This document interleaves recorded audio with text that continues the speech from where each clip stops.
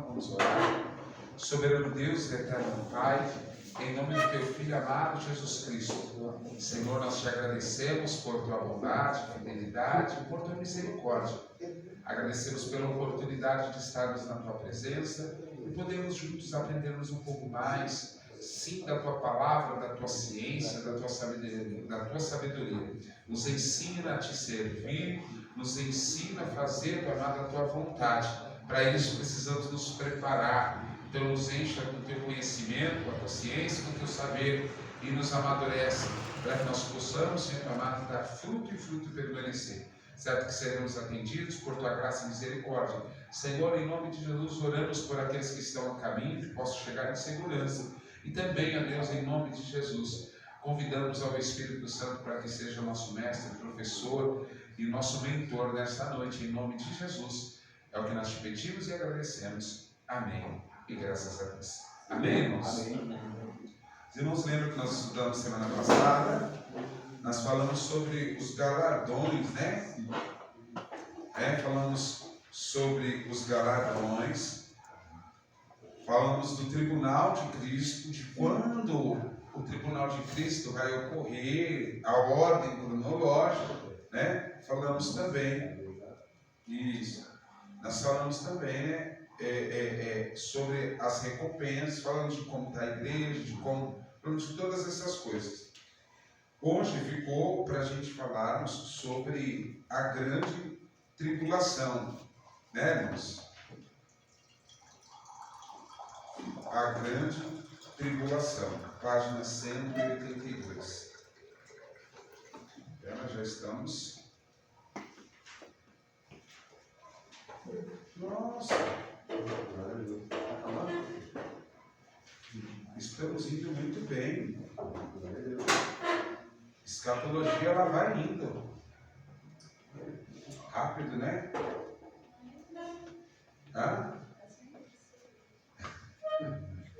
Nossa, vamos ver, vamos depender de como vai rolar, né? Vamos lá. A grande tribulação será um período de muito sofrimento, que ocorrerá no mundo inteiro, especialmente para a nação de Israel. Razão porque é chamada de tribulação de Jacó. Ela leva este nome de grande, porque nunca houve e nunca haverá outra igual.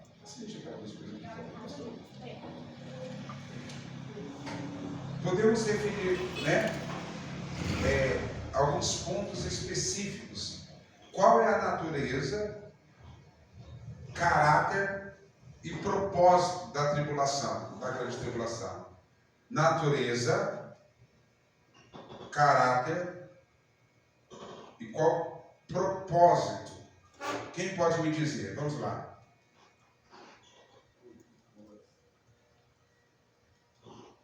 Quando nós falamos de natureza, qual a natureza da tribulação, nós estamos dizendo qual é a Fonte, a natureza dela. Fonte, origem, né? Da onde ela vem. Então, qual é a natureza da tribulação? A fonte dela vem da onde? De Deus, né? Então nós entendemos que a natureza, né, a fonte da tribulação, ela não é do diabo, ela não é do anticristo, ela não é dos homens, mas ela vem de Deus. Agora entendemos, se ela vem de Deus, qual é o caráter da tribulação? O que é o caráter? O que significa a palavra caráter? Quem pode me dizer? Respeito. Como? Respeito? Não. Segundo o dicionário, caráter é o conjunto de qualidades boas ou ruins de um indivíduo. Se tratando da tribulação, né, é o que compõe a tribulação, né?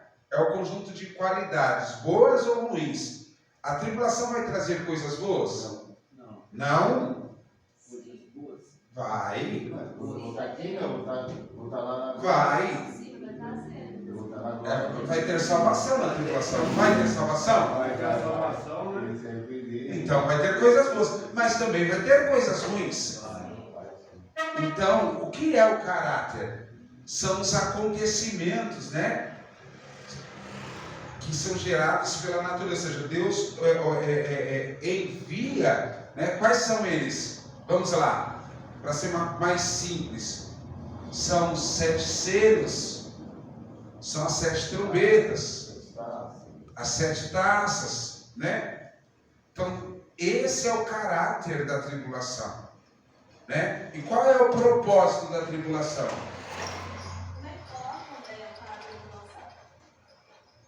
O caráter da tribulação é o conteúdo, né? Se você colocasse aqui, o caráter da tribulação é o conteúdo dos julgamentos e redenção. Julgamentos divinos e redenção divina. Para aqueles que se salvam, para aqueles que se perdem. Vamos lá. Qual é o propósito da tribulação? Como a tribulação vai ter salvação, o propósito dela, em algumas questões, é dar mais uma oportunidade, correto? E também uma punição, para aqueles que continuarem pelo. Seria a tribulação seria também uma separação a respeito das coisas boas e das coisas ruins, que os que são bons, segundo a palavra, se salvam, né? Os que são bons, mas que andaram no caminho, porque tem muitos que é bonzinho também, mas por trás. Entendi a maneira que o pastor está dizendo. O que eu quero eu preciso que os irmãos entendam que o propósito, o primeiro propósito da tribulação é trazer juízo. Esse é o primeiro propósito. É a manifestação da ira de Deus, é o cálice de Deus que transbordou, né? E qual é a fonte disso, de ter transbordado? A iniquidade humana fez com que tudo aquilo que foi acumulado de gerações e gerações chegasse um tempo que Deus voltasse isso de volta para a humanidade.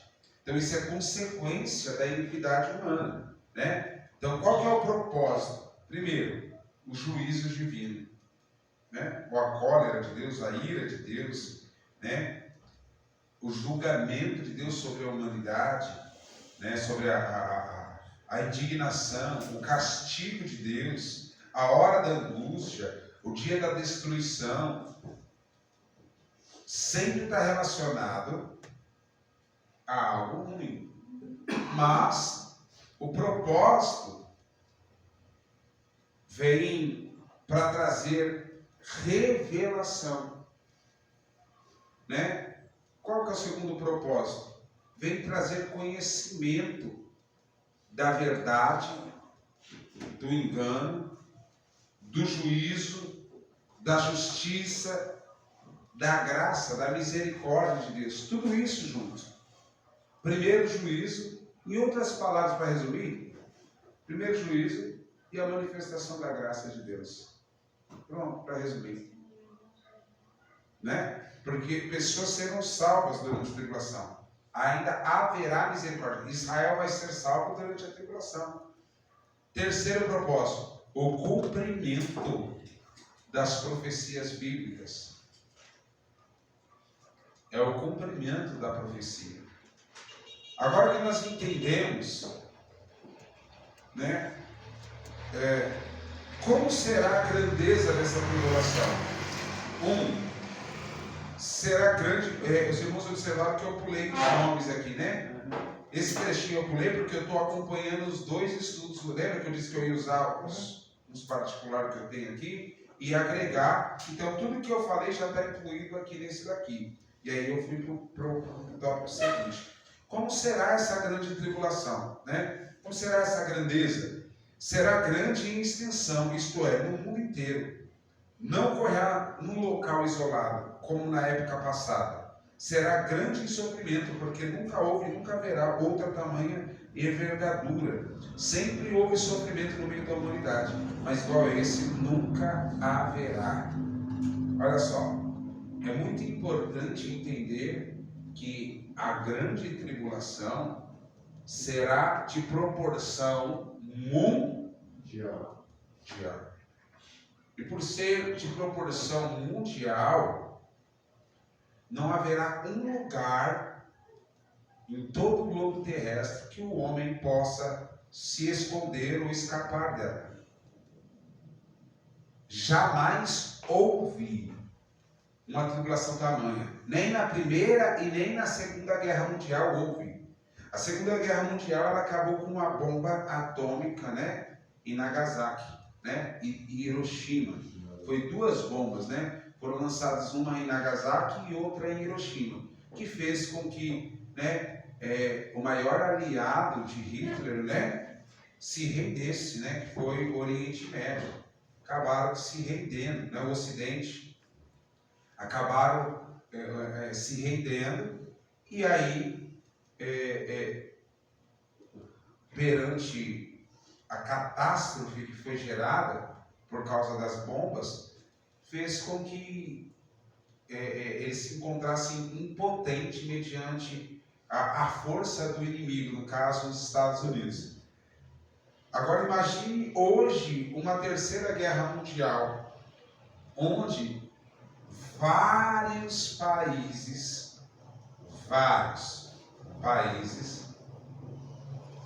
têm potência nuclear. Tem um louvor que diz assim, né? As bombas nucleares feitas de plutônio que não destruem a camada de ozônio, expondo esse planeta aos raios do sol, vulnerável como um peixe no anzol. A humanidade que hoje canta vai estar mais triste, vai gemer e chorar no Apocalipse. No Apocalipse, quem está na terra vai entrar em guerra pela própria vida. No Apocalipse, a terra treme e esse mundo geme com a ferida que a igreja causou ao deixar a humanidade subdividida, filho para o mar, sem um adeus na hora da partida, e por aí vai. Eu não lembro. Escuta aí, irmãos. É muito importante nós entendermos que haverá uma terceira guerra mundial. E só não houve ainda porque não é o tempo. A gente ouve rumores de guerra. Essa terceira guerra só poderá acontecer na grande tribulação, né? Ela vai ser na grande tribulação. Primeiro haverá guerra contra Israel no período do meio da tribulação, mas no final haverá uma guerra mundial. Todas as nações se levantarão contra Israel. Todas as nações do mundo. Entende? Haverá muita... no meio da tribulação, essa terceira guerra acontecerá, né? Aliás, haverá uma grande perseguição sobre Israel, mas Israel terá aliados, né? Agora, lá na frente, lá depois, no final da tribulação, será o fim de tudo, de todas as coisas. Nós vamos falar sobre isso passo a passo. Estou falando superficialmente, para a gente não poder ultrapassar a ordem dos acontecimentos. Quando será? Quando acontecerá? Segundo a teoria pré-tribulacionista, a grande tribulação começa logo após o arrebatamento da igreja e o início do governo do anticristo. Essa teoria do pré-milenismo dispensacionalista, mas de acordo com a teoria pós-tribulacionista, a igreja sempre passou pela tribulação, pela tribulação. E a grande tribulação será apenas uma intensificação nos últimos dias destes sofrimentos que ela tem passado. É bom lembrar que grande parte das igrejas americanas e brasileiras professam como doutrina o pensamento de tribulação terá início após o arrebatamento da igreja. Existem algumas teorias que nós precisamos entender, tá? Alguns pontos de vistas diferentes. Existem aqueles que acreditam que a tribulação será dividida em duas partes, conhecida como tribulação e grande tribulação. Nós vamos falar sobre isso já já. Aqui vem ensinando a princípio somente sobre a grande tribulação. O início da grande tribulação acontece logo após, segundo a doutrina, pré-tribulacionista, quando a igreja é arrebatada. Então, com o aparecimento do anticristo, dá-se início ao período da grande tribulação. Segundo o conceito pós-tribulacionista, é que a igreja sempre passou pela tribulação no decorrer da história e que nos últimos dias elas serão intensificadas. Então a igreja verá a revelação do anticristo e em algum momento da tribulação ela será arrebatada. Amém? Deu para entender? Alguma dúvida? Então vamos lá. Quanto tempo durará? Com respeito ao tempo de duração da grande tribulação, passaremos a expor algumas teorias. O que é uma teoria? O que é uma teoria?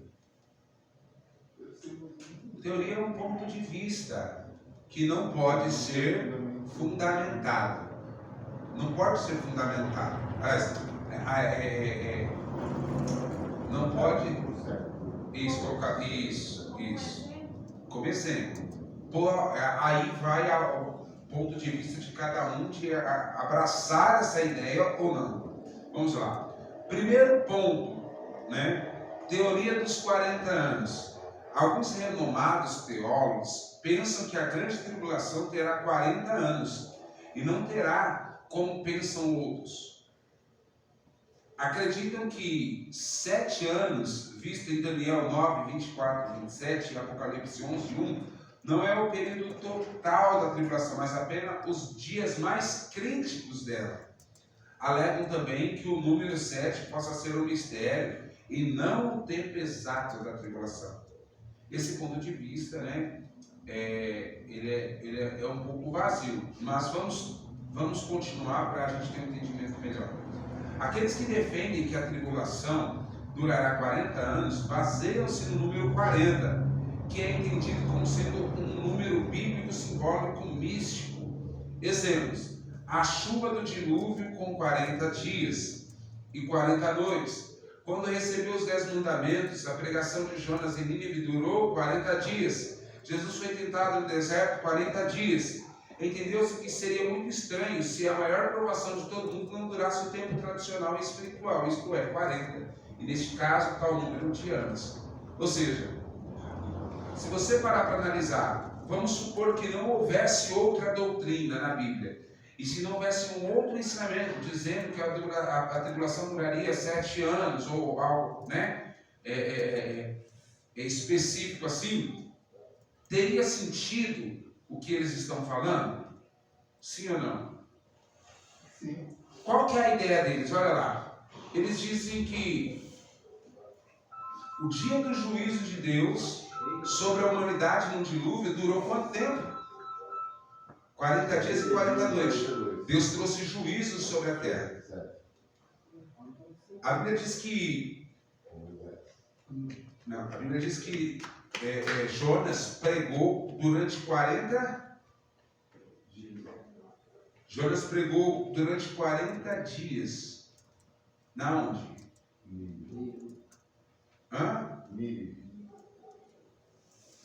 Aí ele pregou 40 dias alertando sobre o quê? O pecado deles. O dilúvio que viria sobre Nínive e o juízo de Deus que estava vindo. Aí ele vem falando sobre a aprovação de Jesus durante quanto tempo? Então eles usam que todas as vezes que o número 40 aparece, lembra o quê? Tem mais uma coisa que eles não colocaram aqui. Quanto tempo o povo ficou no deserto sendo provado? 40 Para depois entrar na terra prometida. Se você olhar por esse ponto, você fecha a mente e fala, é isso. É isso. Só que veja bem, esses são juízos específicos. A tribulação não é um juízo, é um juízo totalmente distinto. Aqui são juízos específicos sobre determinado povo. O único que se encaixa aqui é o dilúvio. Porque veja bem, Jonas pregou sobre Nínive, era uma nação. Todas as nações não estavam passando por juízo.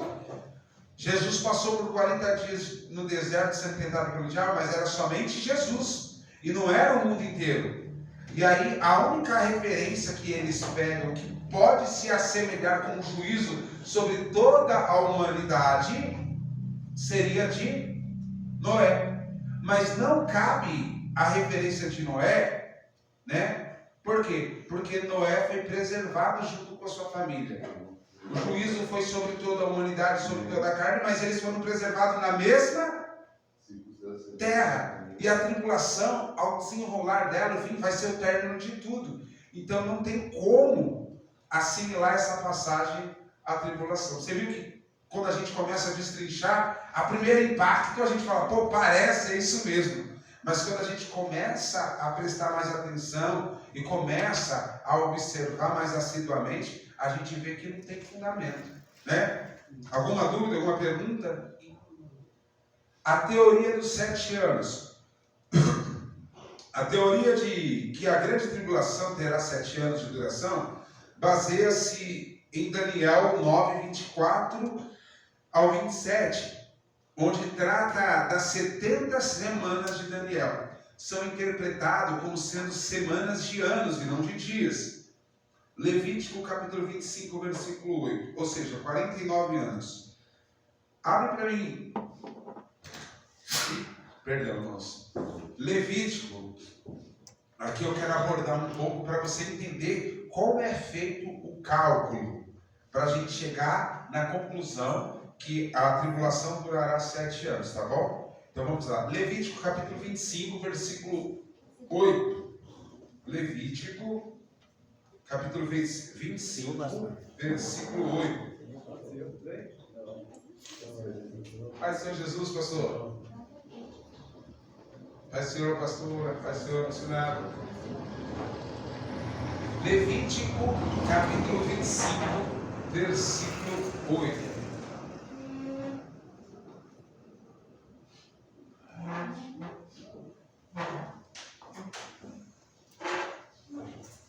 Pastor, deixa eu só fazer um comentário para os irmãos. Vocês não perderam muita coisa não, tá? Nós estávamos falando sobre o início da grande tribulação, nós falamos sobre a natureza, o caráter e o propósito da tribulação. Depois vocês assistem o vídeo lá, o trechinho do começo, para vocês poderem pegar o que nós falamos, que isso aí pode até cair em prova. Ó, natureza, o caráter e o propósito da tribulação, né? Nós falamos também quando ela acontecerá, quando ela começará, né? E também falamos quanto tempo ela durará. Falamos da teoria dos 40 anos, né? Que existem pessoas que acreditam que a tribulação durará 40 anos, baseado em algumas passagens bíblicas, né? E quais são essas passagens bíblicas? O dilúvio, que trouxe juízo sobre toda a terra, durou quanto tempo? 40 dias e 40 noites de chuva. Qual outro juízo que Deus trouxe sobre a terra? Ou iria trazer? Né? Nínive. Jonas prega durante 40 dias na cidade de Nínive. Né? Ele prega durante 40 dias, anunciando o grande juízo de Deus. Jesus, né? Ele é provado no deserto durante 40 dias e 40. Então, de acordo com isso, eles dizem que não fazem sentido se a tribulação é a maior provação que a humanidade vai passar, a tentação que a humanidade vai passar, que ela fosse menor que isso. Então eles usam aqui o número 7, é um número simbólico, mas que o número 40 sempre está relacionado à tribulação, a juízo de Deus. Então aí a gente pegou aqui e fomos destrinchando aqui e vimos que esse conceito ele é muito vago. Porque quando a gente olha para a tribulação, aliás, para o juízo de Deus né, sobre Nínive, não é sobre a humanidade, é sobre Nínive. E mesmo assim Deus não traz o juízo, só traz o alerta, mas não traz o juízo. Então não pode se usar uma referência. E aí você vai também em Jesus, passou 40 dias no deserto, você não pode usar como referência, por quê? Porque era Jesus somente que estava no deserto, não a humanidade toda, não era o juízo de Deus. Ou seja, a história não liga uma na outra. E aí a única história que poderia entrar em concordância era a história de Noé, porque Deus trouxe juízo sobre toda a humanidade. Mas aí não bate. Por que não bate?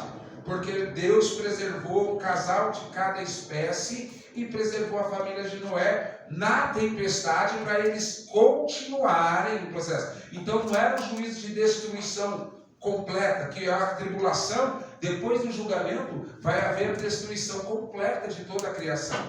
Os elementos se desfarão, a Bíblia diz. Então não dá para alinhar esses juízos à tribulação e dizer que ela vai durar 40 anos.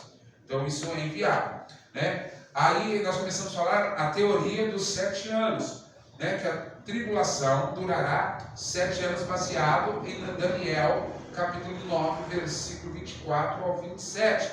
Então, né? Versículo 8 do capítulo 25 de Levítico traz esse entendimento para a gente calcular e a gente entender o porquê dos 7 anos. Também contarás 7 semanas de 7 vezes 7 anos, de maneira que os dias das 7 semanas de anos serão 49 anos. Por que eu estou trazendo esse conceito aqui para vocês entenderem?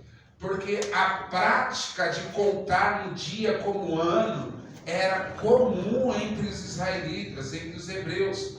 Eles podiam contar tanto como dias comuns ou semana de anos, 7 dias, 7 anos. Você sabe que Jacó trabalhou por uma semana pela sua esposa. Depois ele trabalhou mais uma semana para sua outra esposa. Mas olha só para você entender melhor. Quando fala que ele trabalhou uma semana, não é uma semana de dias, mas é uma semana de anos. Ele demorou 7 anos para possuir a sua esposa, né? Para tomar ela como esposa. Ele foi enganado e não era a mais nova, né? Que ele queria, ele era mais velho. E aí depois o pai entrega a mais nova por mais 7 anos de trabalho. Então, essa prática era muito comum. Então, a gente tem que usar este costume para a gente ter este entendimento. Agora, abre em Daniel 9, versículo 24 ao 27.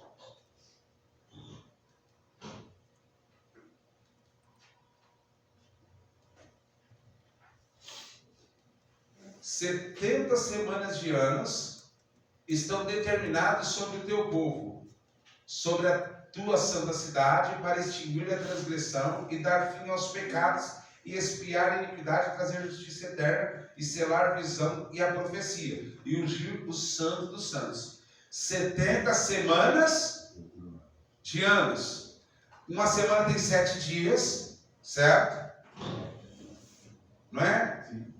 Uma semana tem 7 dias, então 70 semanas estão determinadas.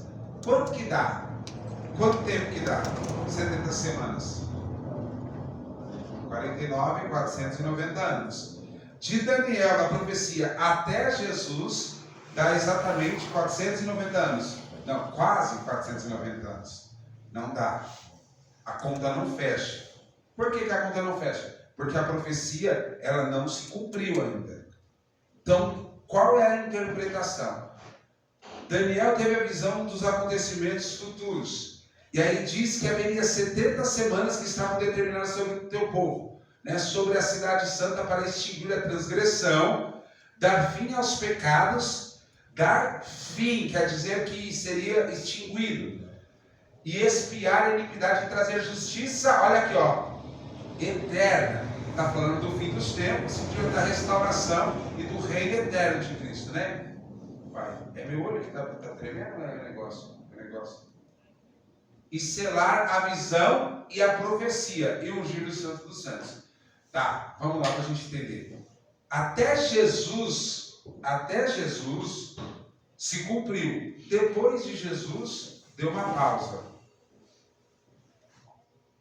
Por que deu uma pausa? Quem sabe me dizer?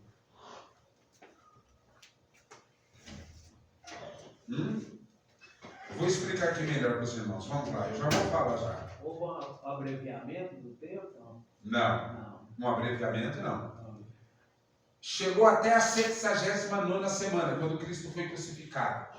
A 70ª semana não aconteceu. Por que não aconteceu? Porque não houve o extinguir a transgressão dos pecados. Agora, não foi expiada a iniquidade e não foi trazida a justiça eterna. Essa parte não se cumpriu. Por que não se cumpriu? Essa é muito fácil. Por que não se cumpriu? A profecia está falando aqui sobre o povo israelita, não está? Jesus veio para os seus, mas os seus? Não receberam. Mas todos quanto recebeu? Deus deu o direito de ser filho. Por que essa semana não se cumpriu? O povo rejeitou a Cristo para que a gente pudesse ser. Essa última semana é chamada, né? Foi dada uma pausa para que a salvação pudesse se achegar a todos os gentios. É o tempo dos gentios. Aí você vai falar assim, pastor, mas aí a profecia não está se cumprindo, porque é literal. Mas aí, o livro de Pedro diz assim, que para Deus, como você fala para o dono da eternidade, o autor da eternidade, e quer determinar que um dia tem que ser um dia, e que um mês tem que ser um mês. É ele que abre a cortina da eternidade. Ele vê o hoje com amanhã daqui 100 anos. Eu vi um camarada que eu não sei nem dizer, esses caras que são astrólogos, isso, aquilo, eu nem sei como que é o nome que ele fala. E eu vi ele falando assim, que é possível, escute aí, pela ciência e a tecnologia, você ver um ano de, um ano-luz para frente. É possível você ver 10 anos. É possível você ver 100 anos com a tecnologia que você tem. É possível você ver 1000 anos. É possível você ver 100.000 anos. É possível você ver 200.000 anos, 1 bilhão de anos, 1 trilhão de anos. Com a tecnologia, eles conseguem projetar e conseguem ver tudo. E se fizesse o retrocesso? Aí ele falou quantos bilhões de anos a Terra tem. Só que aí nesse retrocesso, a máquina vem fazendo o retrocesso. Só que chega um ponto que ela não vai mais. Ela não consegue dar a origem da Terra e da criação do universo. Ela trava. E por que ela trava? Por que ela trava? Para frente ela consegue projetar. Para trás ela chega no mínimo. Porque a ciência ela tem limite. Né? A ciência tem limite. O homem jamais pode explicar. E a Bíblia diz que o homem só pode se achegar a Deus pela fé. Senão tchau. Não vai chegar. Então a máquina ela chega a um ponto em que ela não consegue determinar quando foi. Ela pode dizer como foi, mas não pode dizer quando. Lembra do culto de Origens? Né? Nós estamos falando nas quartas-feiras. Origens. A Bíblia fala como, mas não fala quando. Ou seja, a ciência só confirma aquilo que a Bíblia já disse. Então, voltando aqui que eu estava dizendo para os irmãos, né? As 70 semanas estão divididas nos versículos 26, 25 e 26, em 3 períodos, sendo que, o primeiro período começou no rei Atarxerxes no mês de Nissan. A data de saída em da ordem para restaurar e edificar Jerusalém. Quem estava no culto de ontem aqui? Qual foi a palavra que foi pregada? Neemias. O pastor nem estava aqui, o pastor sabe. Aí, ó, foi pregado sobre Neemias e sobre as cartas que ele recebeu, né? Então começou ali, ó, em 455 a.C. Esse primeiro período durou 7 anos, 7 semanas, ou 49 anos. O período em que a cidade e os muros de Jerusalém foram edificados. O segundo desses períodos são as 62 semanas, 434 anos, até ser tirado o Messias, que está no versículo 26. Coloca lá no versículo 26. Depois das 62 semanas será tirado o Messias, e não será mais. Está vendo? Até ser exterminado o ungido. Foram exatamente 483 anos, isto é, 49 anos no primeiro período e mais 434 anos no segundo período, desde a saída da palavra para restaurar até a crucificação de Cristo no mês de Nissan. O terceiro período é o tempo que resta para completar os 490 anos. Esse tempo que para completar os 490 anos foi interrompido após a morte de Cristo e é o nascimento da igreja. Sendo assim, a última semana que restava para cumprir toda a profecia foi empurrada para o futuro, ficando a igreja nesse intervalo de tempo, visto que a profecia era para Israel e não para a igreja. Como o arrebatamento da igreja, Deus voltará a tratar Israel, e é aí que a 69ª semana se ligará à 70ª semana. Esta última semana, a qual momento poderá se iniciar a qualquer momento, terminará o tempo dos gentios, e isto ocorrerá com o arrebatamento da igreja. Logo se iniciará a grande tribulação, que visará especialmente a Israel. Vamos lá. A Bíblia diz que há uma profecia em que todo Israel será salvo. Lembrando que a profecia que está mencionada aqui é sobre Israel. Só que Israel rejeitou a Cristo. E por causa da sua rejeição nasceu quem? A igreja. Não é assim? E aí, então, a graça foi alcançada, né? Nós fomos alcançados pela graça. E aí houve uma pausa na contagem. E essa última semana que restou, fez com que a igreja expandisse e o máximo de número de almas fossem salvas. Só que o tempo da igreja vai acabar. E quando acabar o tempo da igreja, Deus começa a tratar Israel no período da 69ª semana para a 70ª semana. Aqui não diz que acontecerá em ordem cronológica. Diz que são 70 semanas de anos. Então ele diz assim, ó, haverá um período de 70 semanas de anos, haverá um período de 490 anos que Deus dizendo que eu cumprirei toda a profecia. Então não há uma confirmação de quando ocorrerá, mas que será nesse período. Então vamos lá, são divididos em 3 partes esses 490 anos. E eu vou repetir de novo para ver se vocês entenderam e vou perguntar para vocês, tá bom? Vamos lá. É importante vocês entenderem isso. Parece ser um pouco complexo, mas não é. Você entendendo como é formado isso, você não vai ter dúvida sobre nada sobre o período da tribulação e os 7 anos. Vamos lá, mais uma vez. Deixa eu voltar aqui.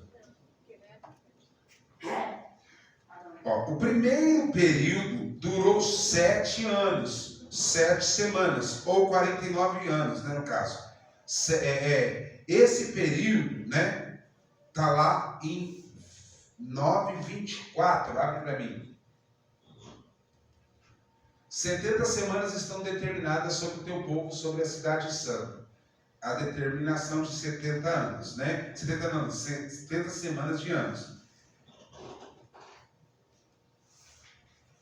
Esse período de 49 anos deu início. Quando que deu início? Quem pode me dizer? Eu falei agora, pouco atrás. Quem estava no culto ontem?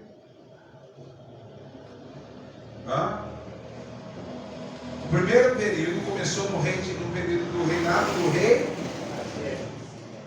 Quanto tempo demorou para reconstruir, ser edificada?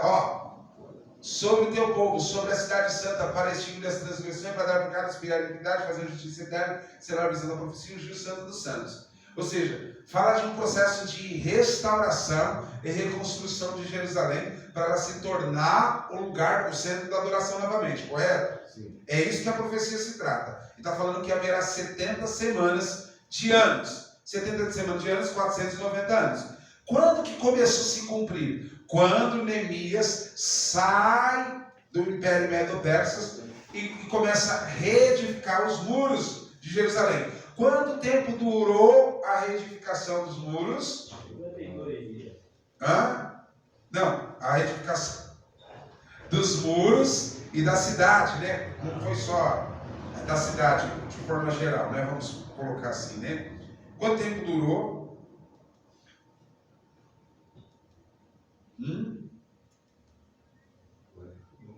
Período que a cidade e os muros de Jerusalém foram 49 anos. Pega o tempo, começou em em Neemias, e a gente pega lá em Ageu. Se você contar os anos de Ageu até Neemias, o período certinho dá 49 anos. Então vamos lá, para a gente entender, tá? O segundo período, né? Segundo período, para inteirar as 70 semanas de anos. São as 62 semanas. Versículo 25. A saída da ordem para restaurar e para edificar Jerusalém até o Messias e Príncipe 7 semanas e 62 semanas. Aqui está falando dos dois, está vendo? 7 semanas, 49 anos e 62 semanas, né? As ruas e as tranqueiras reedificarão, mas em tempos angustiosos. Ou seja, até Cristo, até ser tirado, né? Jesus ser tirado, foram exatamente 483 anos. Isto é, 49 anos no primeiro período, mais 434 anos no segundo período. Desde a saída da palavra para restaurar até a crucificação de Cristo. Então, de Neemias até a construção do templo, um período. Da construção do templo até Jesus, outro período. Juntando tudo, dá... Quanto que dá? 483. Isso aí.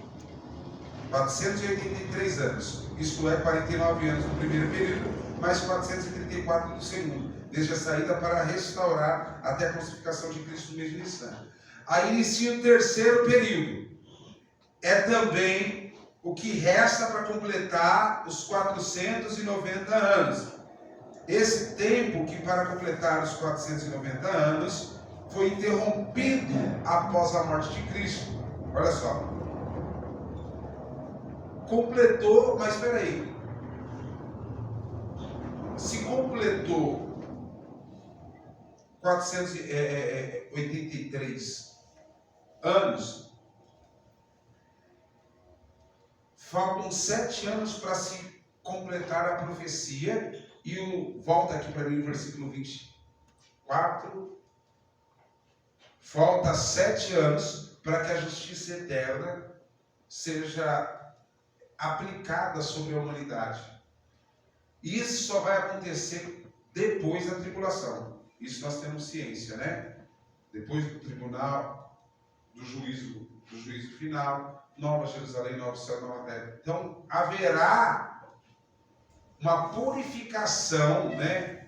Uma expiação da iniquidade, da justiça, será a visão da profecia e um ungir do santo dos santos. Você sabe que isso está falando no sentido literal, não no sentido figurado. Porque no período da grande tribulação o templo será reedificado. É por isso que o povo israelita acreditará no anticristo. Não queria falar sobre isso agora, mas já estou falando. É por isso que o povo israelita acreditará, porque há uma promessa de restauração e reconstrução do templo. E o anticristo vai fazer isso. Mas ele vai fazer para profanar. E a profecia é que seria novamente, expiado a iniquidade, traria a justiça e seria a visão da profecia ungido no Santo dos Santos. E onde é o Santo dos Santos? No templo. Né? Isso é literal. A gente entende sim o mundo espiritual, como a gente fala. Hoje a gente tem acesso ao Santo dos Santos, que é a sala do trono, mediante a Cristo Jesus. Mas a profecia está falando no seu sentido literal. Aí vamos lá. Para se completar essa última semana, quando a igreja for arrebatada, dá-se início à última semana. Os tempos são distintos, separados, há uma pausa na contagem, porque não fala quando, mas fala como vai ser. Então essa última semana de anos, ela não se cumpriu ainda. Não houve, jamais houve na terra uma tribulação tamanha como haverá na grande tribulação. Até que deu para entender. Alguma dúvida, alguma pergunta? Conforme Daniel 9:27, o anticristo firmará um concerto com muitos por uma semana. 70ª. Está vendo? Daniel 9:27. Olha aqui. 26, só para você entender que está se falando sobre. Depois das 102 semanas, será tirado o Messias, e não será mais. E o povo do príncipe que há de vir destruirá a cidade e o santuário, e seu fim será como uma inundação. Até o fim haverá guerra, está determinadas as assolações. Essa profecia aqui é o que acontece lá em Israel, Cisjordânia e Palestina. Tudo o que acontece lá é o cumprimento dessa profecia. Depois, veja bem, depois que Cristo for tirado, houve cumprimento da profecia que em Jerusalém ela foi totalmente desolada, o povo foi disperso, O Império Romano acabou destruindo com tudo. E, se eu não me engano, foi Domiciano, imperador de Roma, que acabou destruindo com tudo, E levando o povo para Roma, levando o povo para as outras nações. O povo israelita só voltou para a sua terra depois da Segunda Guerra Mundial. Depois da Segunda Guerra Mundial, aí vem daquela coisa que eu estava falando, sobre a última geração e tal. Então, depois da Segunda Guerra Mundial, em 1948, Sim. 1948, que a nação de Israel passou a ser reconhecida novamente como uma nação, como um povo. E isso é um marco histórico e escatológico para nós entendermos. Porque quando Israel começa a regressar para Jerusalém, significa que a partir daquele tempo, a profecia está próxima a se cumprir. Nós falamos sobre isso no começo de escatologia, sobre os sinais da volta. Não falamos os sinais da volta de Cristo, Aqui não falamos, não. Falei, foi na outra, no seminário, Falei no seminário. Eu vou dar uma pausa ali na tribulação para mim falar sobre isso, para a gente poder engrenar. Então, na próxima aula eu vou falar um pouco sobre isso, sobre os sinais da volta de Cristo, para não ter nenhum trocadilho para trás.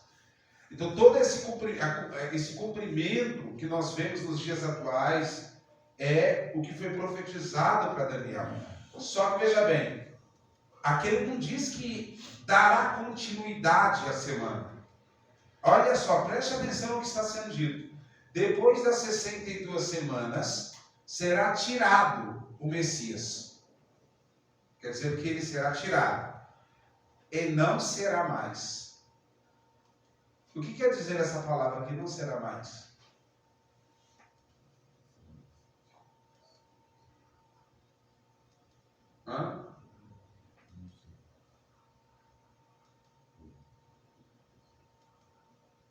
E depois das 62 semanas será tirado o Messias. E não será mais. Está fazendo uma menção que ele morreu, de fato. Tá? Mas o que mais dá para a gente extrair dessa frase? Interpretativo. Não há uma sequência. Há uma pausa. Depois dessas 62 semanas será tirado o Messias e não será mais. Haverá uma pausa. E o povo do príncipe não é o anticristo, é o povo dele. Aí vem o que aconteceu, se cumpriu. Né? Aí ele fala, e o povo do príncipe que há de vir destruirá a cidade do santuário. E será com uma inundação e até o fim haverá guerra. Aí estão terminadas as assolações. Aí é o que aconteceu nos anos seguintes à crucificação de Cristo, quando todo Israel foi levado cativo novamente e disperso pelas nações. Né? O templo foi destruído e acabou com tudo. E aí, até hoje, há guerras, né? Entre Cisjordânia, Palestina e Israel, por causa de território. Você sabe onde foi construído o Domo da Rocha? Quem já ouviu falar do Domo da Rocha? Quando o Domo da Rocha é aquela cúpula. E aí ela é toda de ouro, assim, e ela é dominada e cuidada não por israelitas, mas por palestinos, né? Palestinos não, por muçulmanos.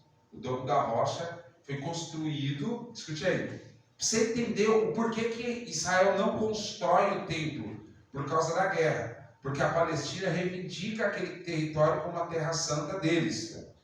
E construíram, na época das cruzadas, um templo, né? Que é o Domo da Rocha, que até hoje lá, toda vez que aparece em filme, aparece aquele domo dourado. Ali era onde estavam os escombros do templo de Salomão, do templo de Herodes. E você entende agora? Então Israel não consegue construir porque há uma guerra entre eles e ele não tem direito sobre isso. E aí fica uma briga. Só que aí, quando vier o anticristo, ele vai conseguir apaziguar tudo e trazer uma paz e vai conseguir destruir o domo e construir o templo. Ele vai unificar tudo. Então é importante a gente olhar para esses sinais e para esses entender. Por isso que diz que até o fim haverá guerra. Até aqui todo mundo entendendo, né? Amém. O anticristo, Daniel 27.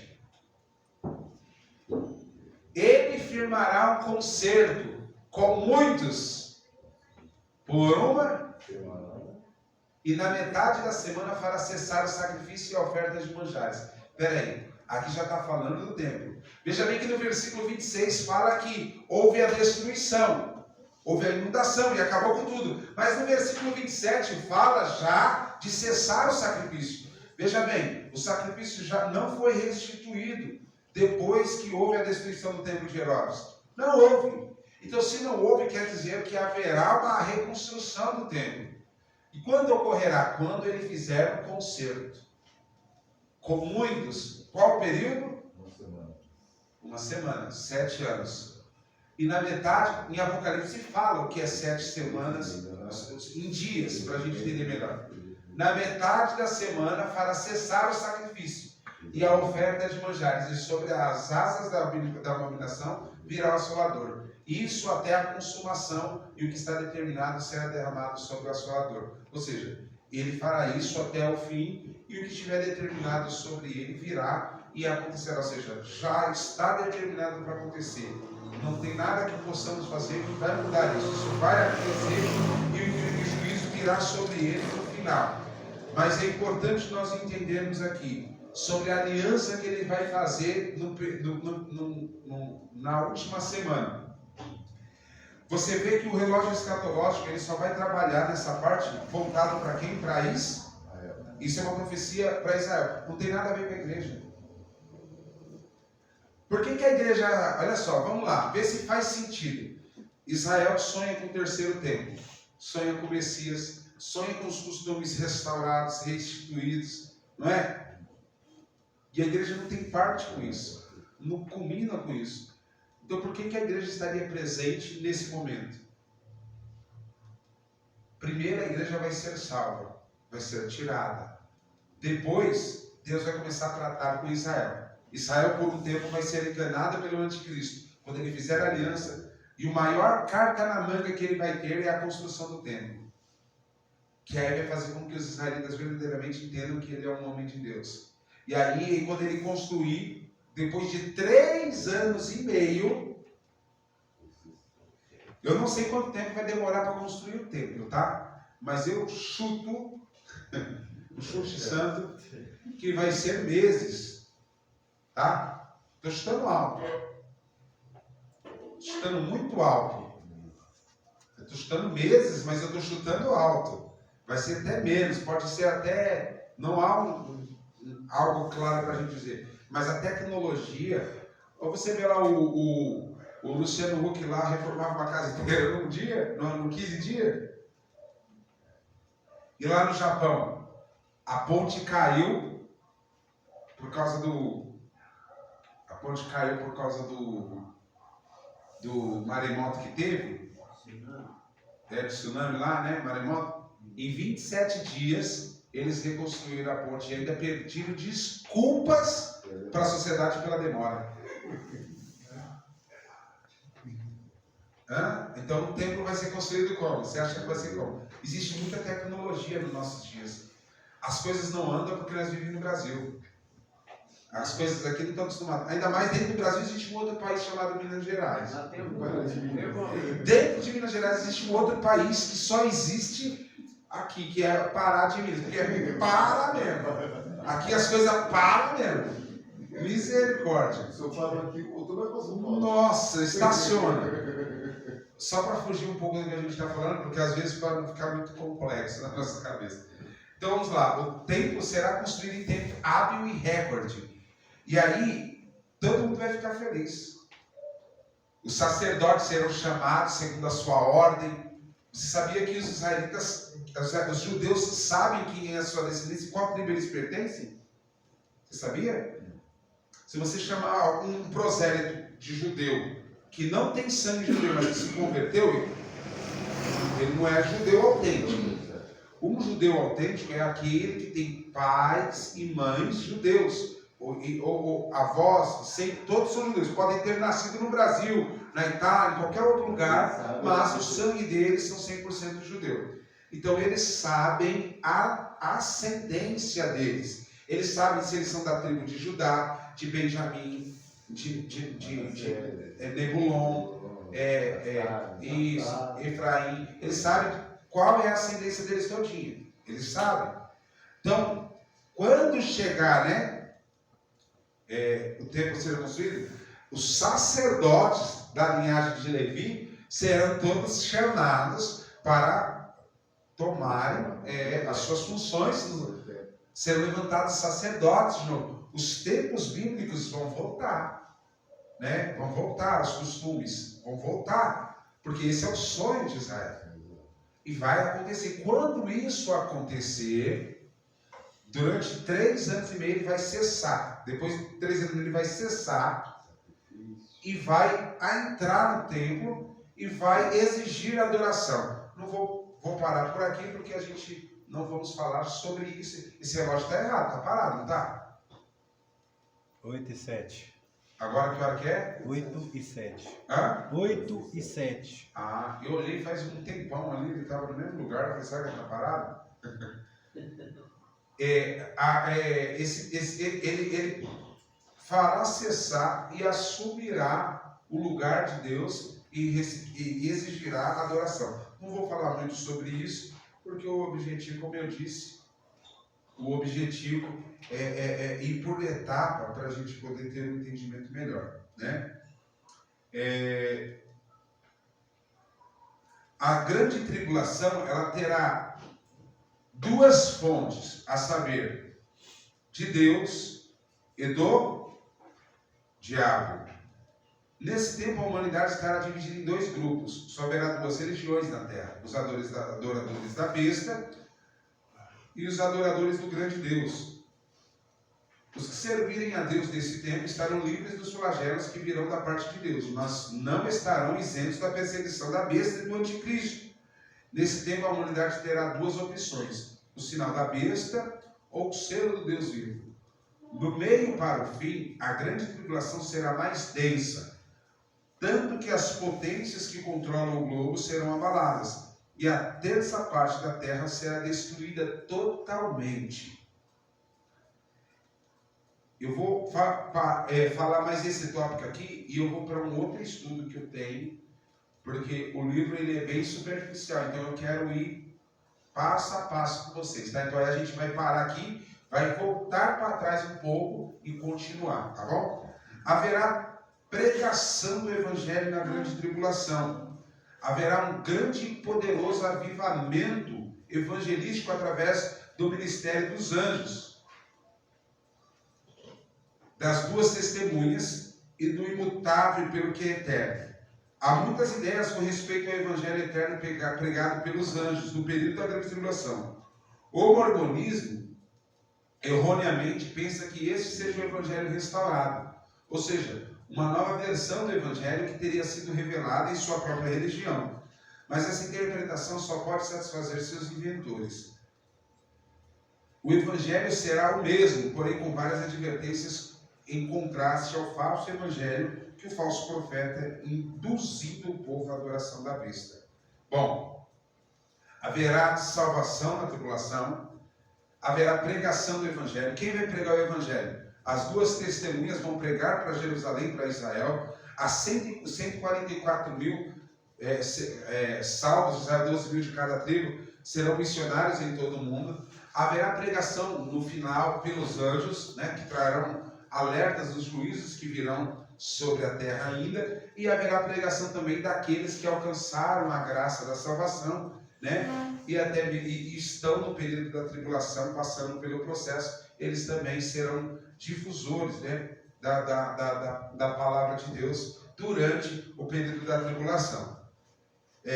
O livro ele já vai pulando para as duas testemunhas, a besta que emerge da terra e tal. Eu não vou falar sobre isso agora, então eu vou dar um retrocesso para a gente entender melhor. Amém? Amém. Amém? Amém. Então vamos falar sobre o que agora? Vamos falar de um período que vai acontecer antes da tribulação. Nós vamos falar Mateus capítulo 24. Abre para mim aí.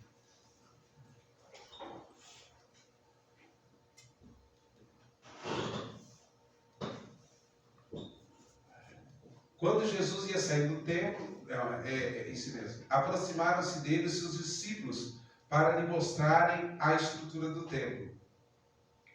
Jesus, porém, lhe disse: não vedes tudo isto? Em verdade vos digo que não ficará aqui pedra sobre pedra que não seja derribada. E estando assentado no Monte das Oliveiras, chegaram-se os seus discípulos, e em particular dizendo: dize-nos, quando serão estas coisas, e que sinal, olha aqui, que sinal haverá da tua vinda? Duas coisas distintas. Qual o sinal da tua vinda e do fim do mundo? Qual é o sinal que o Senhor está vindo e qual é o sinal que tudo vai acabar? Dois sinais, vamos lá. Dois sinais não, né? Duas perguntas diferentes. E Jesus respondendo, disse-lhes: acautelai-vos, que ninguém vos engane. Virão muitos em meu nome dizendo: eu sou o Cristo, e enganarão. Nós temos visto isso muito acontecer. Volta lá, filho, por favor. Nós temos visto isso muito acontecer, se torna até piada, né? Que é o caso do Henry Christ, né? Mas existem pessoas que falam que é Jesus Cristo e que arrastam multidões. No México mesmo, tem um você que carrega isso. Só que até aí tudo bem. Mas não está só se falando sobre falsos cristos. São pessoas... vou dar um exemplo. Maomé foi um falso Cristo. Buda era um falso Cristo. Né? Joseph Smith é um falso Cristo. Charles Taze Russell é um falso Cristo. Porque quando a gente fala Cristo, nós temos que entender, não é o Messias. mas sim o que representa, né? O líder de uma religião, aquele que tem a vocação, aquele que tem o chamado, ele que é o redentor, é ele que foi iluminado para salvar as pessoas. Então ele se coloca no lugar de, não propriamente ele fala que é o próprio Jesus Cristo, mas ele fala que é o Salvador como Cristo é. Ou seja, não há salvação senão na Igreja Católica Apostólica Romana, que é o Papa é um tipo de Cristo. O credo da Igreja Católica está lá, que não há salvação senão na Igreja Materna, na Igreja Mãe, na Madre Igreja, né? Na Madre Igreja, que é a Igreja Mãe, né? Assembleia Católica Apostólica Romana. Então, assim, o credo deles diz que não há salvação fora dela. Existem várias seitas que têm a mesma teoria. Eu andei pesquisando esses dias atrás. Tem pessoas que afirmam mesmo ser o próprio Cristo, o próprio Jesus, né? E é muito, né? Tem vários. Sim. Afirmando seu próprio Cristo. Sim, tem, como eu estou dizendo, não só tem pessoas assim, mas a gente tem que abranger, porque o sentido ele é prático, mas ele também é figurado. Porque no prático são pessoas que se pronunciam e se revelam como Cristo. Mas existem pessoas que se revelam como um tipo de Cristo. Que é o que eu falei, Buda, Charles Taze Russell, Joseph Smith, quem? Papa, Maomé, são tipos de Cristo diferentes, mas que trazem a mesma noção. Então ele diz assim, ó, virão muitos, né, dizendo, sou Cristo, enganarão a muitos. Olha o islamismo, irmão. O islamismo é a segunda maior religião do mundo. Para para pensar. O cristianismo é a maior. A segunda maior religião é o islamismo. E a que mais cresce, né? Depois vem o budismo. E a que mais cresce. Aí ele vem aqui, ó. E ouvireis de guerra e rumores de guerras. Tá. Ouvireis de guerras. Do que se trata? Desde que a humanidade existe guerra. Então não está falando de guerra comum. Guerra de religiões ou da própria igreja, né, que vive em guerra. Não, aqui ainda não. Vai falar um pouquinho mais pra frente. O mundo teve guerras de proporção mundial. 2 guerras.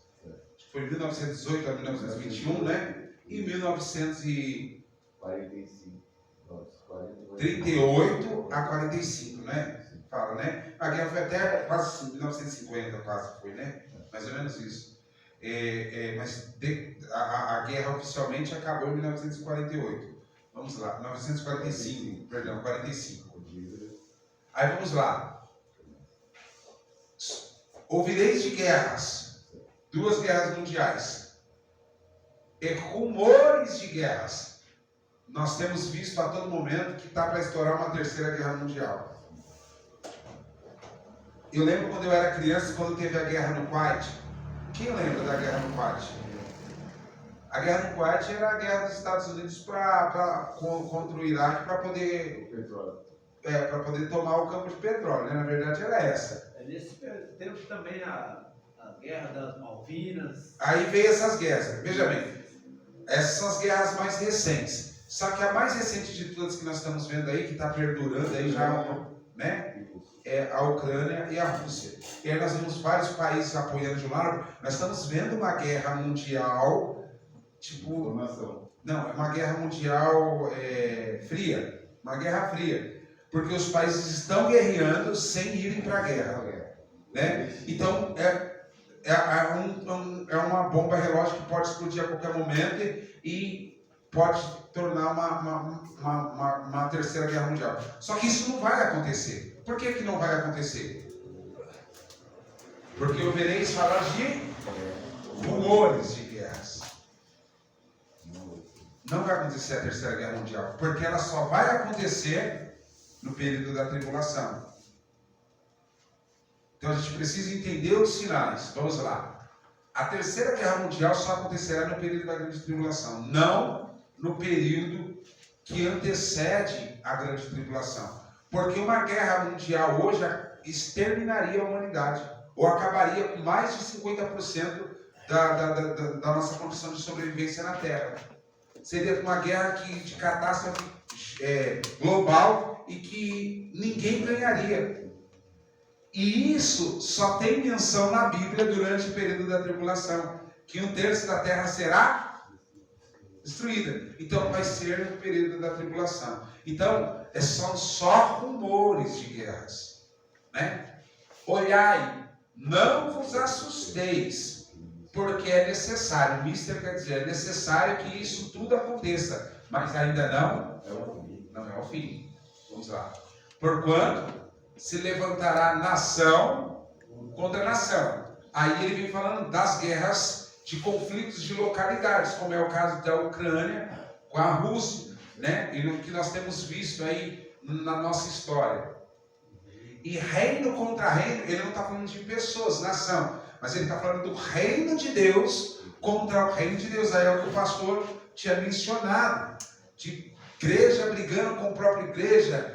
Nós temos visto isso muito. As pessoas vão nas redes sociais, vão na internet e criticam e julgam o outro, e aí aquela bagunça toda. Só a nossa igreja é santa, só nossa igreja tem a palavra de vida eterna, lá tudo é bagunçado, e aí é o que está acontecendo, né? E aí só vê o reino de Deus se dividindo cada vez mais, se dividindo,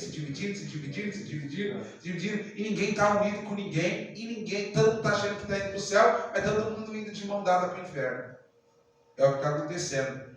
Infelizmente, né? É forte que eu falei, né? Mas é verdade. Infelizmente é o que tem acontecido mesmo.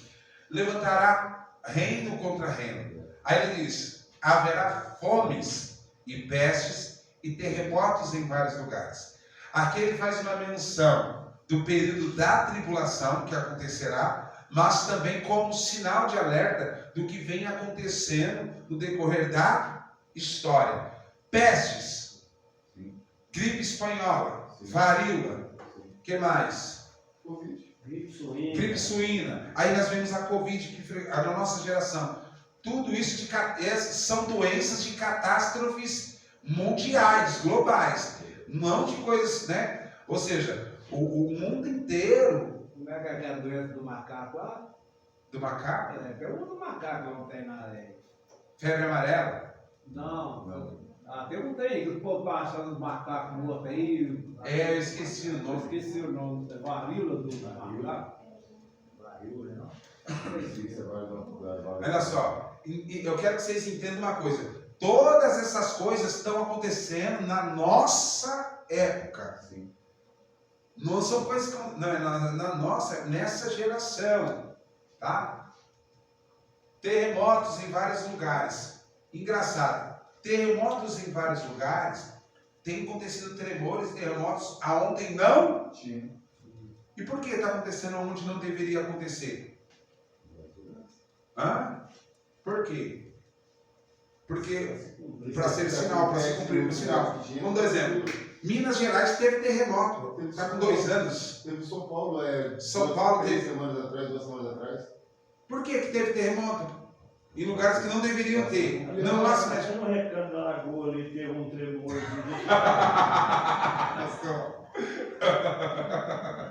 é o que eu estou falando, né? É mesmo? Eu tô achando essas coisas. Eu pesquisei no. Sei. Falou até a porcentagem do tremor. São Paulo foi 4,7. Olha só, é importante nós entendermos que tudo isso é para cumprimento. Você já viu em Santa Catarina, há um tempo atrás, em Santa Catarina, tempo atrás, teve furacão. No Brasil. No Brasil não tem esse negócio. Mas teve. Não tinha, agora tem. Teve. Por que teve? Se quer falar. Então, esses acontecimentos são em lugares que não acontecia, para ser algo que não há explicação. Aí vem a ciência e fala, por causa disso, isso é reflexo do que aconteceu lá, e aí a onda vem e chegou aqui. E não é. Tudo é para abrir nossos olhos, né? Abrir os nossos olhos para entender que está próximo. Vamos lá, continua. Lembra que eu falei lá no começo, antes de eu entrar nessa parte, sobre Israel ser reconhecida como nação? Tá bom. Mas todas essas coisas são o princípio das dores. Continua. Então vos hão de entregar para seres tormentados e matar-vos-ão, e sereis odiados de todas as gentes por causa do meu nome. Nós estamos vivendo isso? Existem países que a igreja não pode entrar. Aqui no Brasil, a intolerância vai ao redor. Vai ao redor. Vai ao redor. Na Bolívia aí, ó.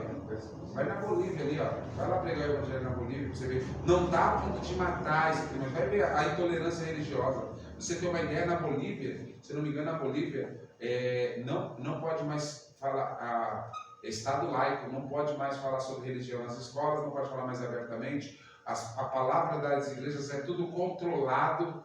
O que pode falar, o que não pode falar. É tudo aqui do lado. Acho que nem Bíblia em casa você pode ter, mano. Tudo. Agora, aqui no Brasil, as coisas vão caminhando. Muitos não acreditaram em mim quando eu falei que o 9 dedos ia ganhar. Eu vi falando também. Isso antes, escuta aqui, antes de ele sair da cadeia. Antes de ele sair da cadeia, eu falei que ele ia sair da cadeia. Isso há 2 anos atrás, eu falei que ele ia sair da cadeia e que ele iria ganhar. Porque ele carrega uma bandeira. Ele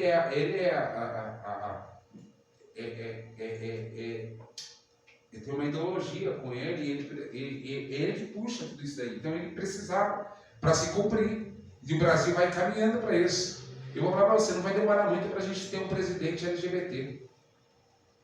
Não vai demorar. As coisas vão ganhando proporção, eles vão ganhando cada vez mais espaço. Aí você fala assim, não, mas nós temos que orar para tal. Mas a gente não tem que entender que nós seremos perseguidos. Daqui a pouco nós vamos pregar na rua. Você vê os pregadores de rua aí que estão sofrendo?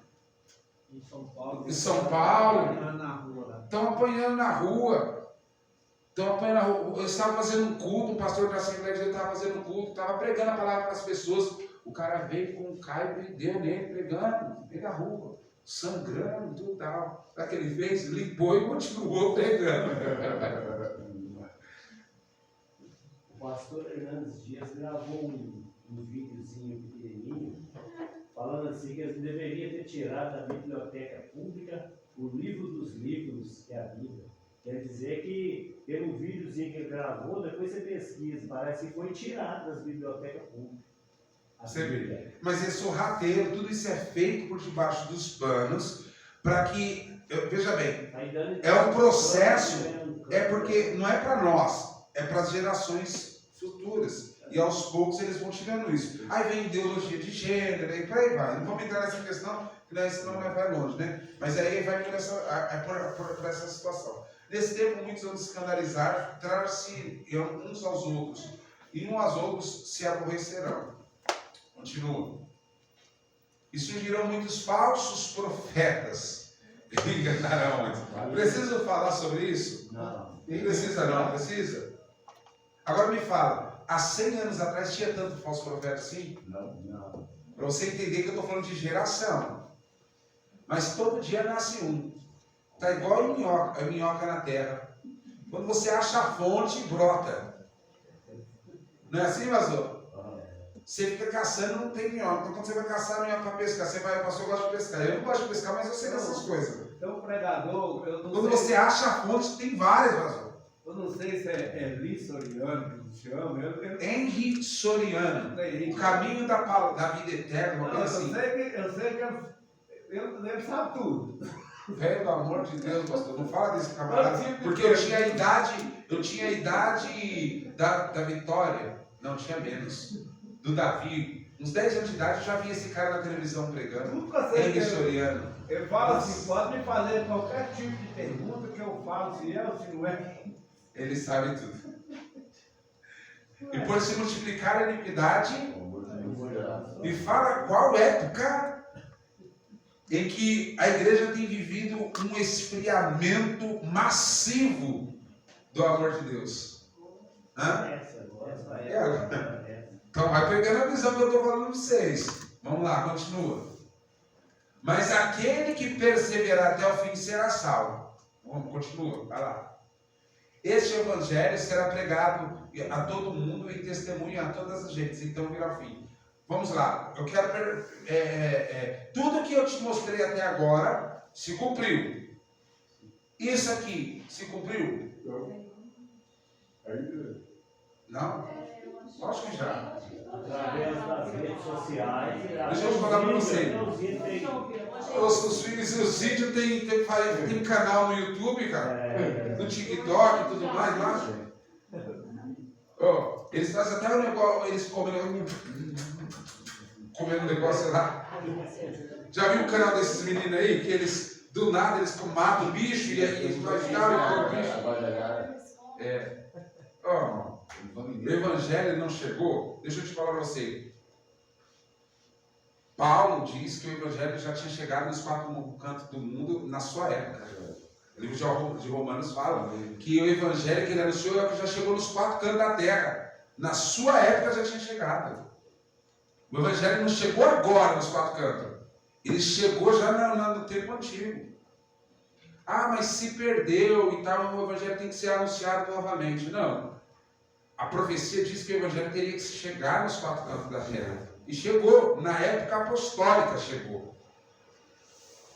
Agora, na nossa época, Deus se revela de várias formas diferentes para nós. Vou dar um exemplo. Paulo, quando ele vai falar com os gregos, ele fala, vê um tempo lá, ao Deus desconhecido, não é? Ele fala justamente sobre esse Deus que eu estou dizendo. Então, assim, quer dizer que eles tinham um breve conhecimento de Deus, mas não tinham uma profundidade. A Bíblia diz que toda a grandeza e a criação revelam a existência de Deus.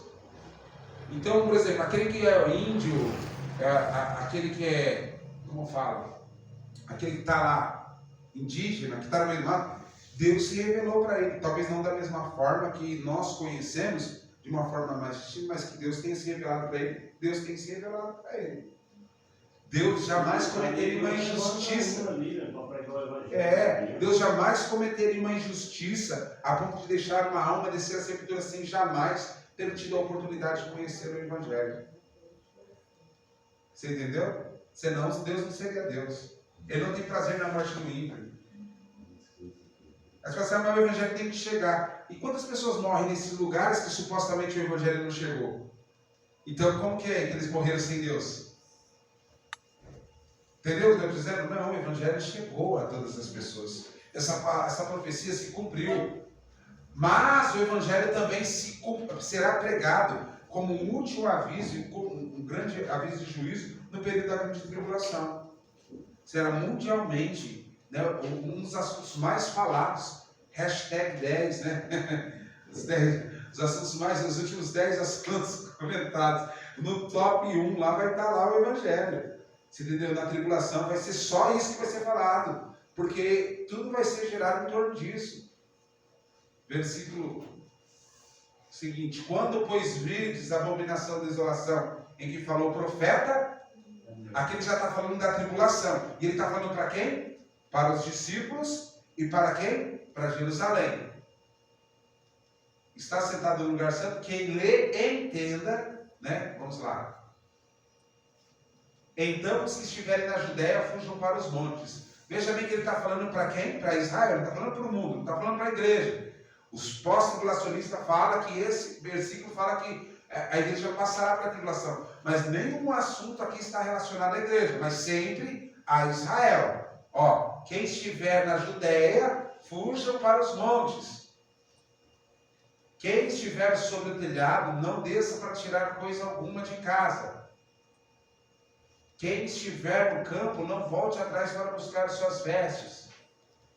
Mas ai das grávidas que amamentarem naqueles dias. E orai para que a vossa fuga não aconteça no inverno, e nem no sábado. Quem tem costume de sábado? Aí vem os adventistas do 7º dia e usa esse versículo para dizer que a igreja tem que guardar sábado. Não é um assunto para a igreja, é um assunto específico para Israel. É um hábito e um costume de Israel. A igreja não vive segundo as leis, os hábitos e os costumes israelitas. Aí você vê a igreja, nada contra, tá, irmão? Mas, eu vou ser sério, aí traz o chofar para dentro dos cultos. O que é chofar? Berrante. Uma vez eu estava no culto, estava lá, o negócio estava legal. De repente, tocaram o trem, meu, atrás de mim, eu quase morri do coração, irmão. É algo que impacta. O som é bonito, só que a forma que veio, ele esperava, né? E aí me assustou. É legal, bacana. Só que a gente tem que tomar cuidado para a gente não estar trazendo costumes judaicos para dentro da igreja. Aí você vê você vê pastores trazendo, aí trazendo a estola. Irmãos, não vamos nem falar do rabino, tá? Aqui na cidade, não vamos falar do rabino, né? Não vamos falar do rabino, porque não precisa. Vai chegar até na Universal, não. Não vamos falar do rabino aqui, não vamos falar dele, nem da instituição dele. Porque vamos falar só das igrejas que trazem esses costumes para dentro da igreja. A igreja não manda segundo os costumes judaicos. O senhor está falando, pastor? Ele é descendente judeu, não? É. E aí ele traz. Não é uma igreja, né? Ele misturou o cristianismo com o judaísmo, né? Vou descer lá. Amém, pastor? Deus abençoe. Ele misturou o judaísmo com o cristianismo. E a religião dele, a seita dele, é uma seita. A seita dele é mais judaica do que cristã. Para você ter uma ideia, nem Jesus eles chamam. Não é Jesus. Yeshua HaMashiach. Não pode. Todos os costumes judaicos ele coloca, tem na instituição. Então assim, vamos nem aprofundar, porque não é igreja. Para resumir, não é igreja. É qualquer outra coisa, mas não é igreja. Porque a igreja é regida pelo Espírito Santo. A igreja é regida, né, pela palavra de Deus. Lá eles fazem uma mesclagem da palavra de Deus com os costumes e os hábitos, né, antigos judaicos. Então vamos lá. Aí nós vemos, né? Tem aqui o pastor Tiago, que usa. O pastor Tiago é café com leite, né? Não dá para levar muito em consideração, né? Mas usa quepá, usa estola. E ele era pastor. De pastor ele virou apóstolo, de apóstolo ele foi rebaixado para bispo. Agora ele é bispo, né? É bispo agora, né? Mas ele era apóstolo. E aí eu não sei quem consagrou ele, eu não sei, entendeu? Então assim, eu estou falando essas coisas aqui, mas não é no sentido de denegrir ninguém, irmãos. Mas é de conhecimento que a gente está vendo que está acontecendo ao nosso redor. Se a gente não abrir a boca e não falar sobre essas coisas, a gente vai se calar, a gente acaba sendo conivente. Porque se você vê o mal e não denuncia, você é conivente. Então você não pode sair declarando abertamente, mas para aqueles que estão aqui sobre a tutela, aqueles que eu estou ensinando, aqueles que eu estou pregando, eu tenho que declarar, eu tenho que anunciar. Então, a gente tem que tomar cuidado. Né? Muitas igrejas estão fazendo isso. Né? O sincretismo entrou dentro da igreja. Só há um tempo atrás, né? Quem trouxe muito sincretismo foi a igreja católica, mas aí depois veio as igrejas neopentecostais, que é a Universal, o pastor falou, você vai falar da Universal. Cara, vem com a rosa, vem com a fogueira santa, sincretismo. E olha só que interessante, trabalhos específicos. Você acha que existe um trabalho específico? Veja bem, a rosa santa, o pão da revelação. Você já viu do pão da revelação? Já viu? O pacotinho do pão da revelação? Você compra o pão. E por aí vai. Aí virou. Aí disso daí abriu portas para um monte de outras heresias. Que aí o cara quer consagrar tudo. Aí quer consagrar as vassouras, quer consagrar. Porque baseou em um versículo lá, que o Senhor varrerá o mal de toda a terra. Então aí eles foram no monte, consagraram as vassouras, levaram para a igreja, e cada vassoura alguém tinha que ofertar uma oferta de fé de R$1.000. Vassourinha mais. R$1.000, escuta aí. Nem aquela que Escuta aí. Assim. Para poder, para participar da campanha e tal. Aí tem o sabão dos lavandeiros. Vocês não sabem disso, irmãos? Vocês estão vocês têm que pesquisar mais. Heresias dentro da igreja, coloca no YouTube lá. Heresias dentro da igreja evangélica. Você vai ver. É o que mais tem. Isso que eu estou pegando leve. Tem o cara que cospe dentro da boca do outro lado. O cara pega isso aqui, ó. Ah, não, pelo amor de Deus. Não. Pelo amor de Deus. Tem outro que coloca o demônio dentro da garrafa. Tem outro que coloca o demônio dentro da garrafa. Tem. Aqui demônio, você vai entrar aqui e expulsa o demônio quando ele. Aí vai a tampa a cara, ele pega a tampa antes que o diabo escapa e amarra. Aí tem outro que pega o martelo, traz um monte de tijolo para dentro da igreja e aí eles começam a pular esse tijolo e quebrar e. Que a palavra de Deus é igreja lotada e o povo indo a delírio. Mano, vocês não estão vendo o que está acontecendo. Isso que eu estou falando no Brasil. Fora do Brasil, isso aqui é tudo no Brasil aqui, ó. Fora do Brasil, tem coisas piores. Teve um pastor que morreu com uma picada de serpente aí, porque ele fazia um culto com a serpente. Porque falava que pegaram em serpente. Então assim, tem maluco para tudo, irmão. Tem maluco para tudo. Nós estamos vivendo esses dias. O negócio está certo. Né? Haverá então grande aflição como nunca houve. Ele já está falando sobre a tribulação. Desde o princípio do mundo até agora, jamais tampouco haverá. Então, versículo 22.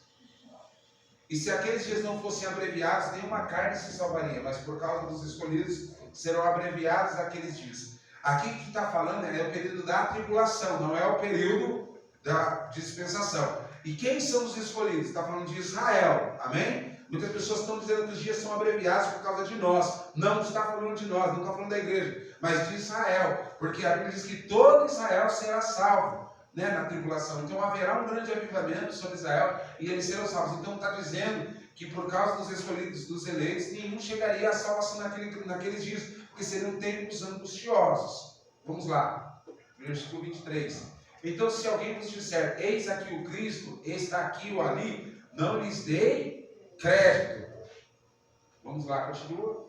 Porque surgirão falsos cristos e falsos profetas, farão tão grandes sinais e prodígios que, se possível for, enganariam até os escolhidos. Aqui tem duas interpretações, tanto no decorrer da história como nos dias da tribulação, né? Lembra de James e Jambres? Quem é James e Jambres? Não, vocês não estão lendo a Bíblia, não, irmãos. Foi aqueles que foi Paulo que me lembrar fugidamente, eu estou ouvindo, eu lembro de novo. James e Jambres são os magos.